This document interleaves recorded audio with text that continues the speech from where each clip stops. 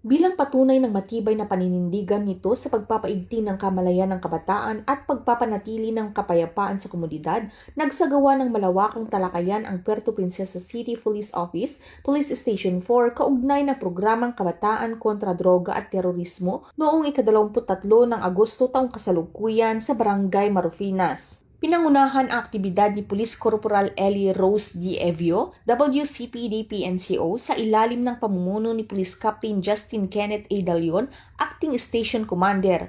Layunin ng nasabing pagtitipon na bigyan ng sapat na kaalaman ang mga kabataan at mamamayan hinggil sa mahalagang batas at hakbangin para sa kaligtasan ng buong pamayanan. Ilan sa mga tinalakay ay ang Comprehensive Dangerous Drugs Act of 2002 o Republic Act 9165, Anti-Violence Against Women and Their Children Act of 2004 o Republic Act 9262, Anti-Terrorism Awareness Tips at Crime Prevention Strategies. Ang mga paksa ay nagbibigay diin sa kahalagahan ng pagiging mapagmatsyag, disiplinado at sama-samang pagkilos upang mapanatili ang kapayapaan at kaayusan. Mariin ding hinikayat ng mga tauhan ng pulisya ang mga kabataan na maging aktibo katuwang ang Philippine National Police sa laban kontra kriminalidad at terorismo.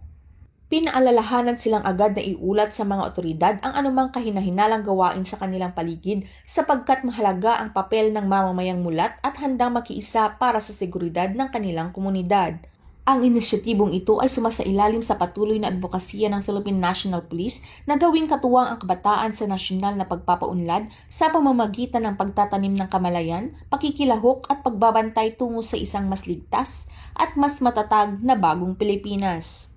Mula dito sa Calapan City, Oriental Mindoro, ako ang iyong PNN correspondent, Patrolwoman Christine Lorenzo, alagad ng batas, tagataguyod ng Balitang Pulis.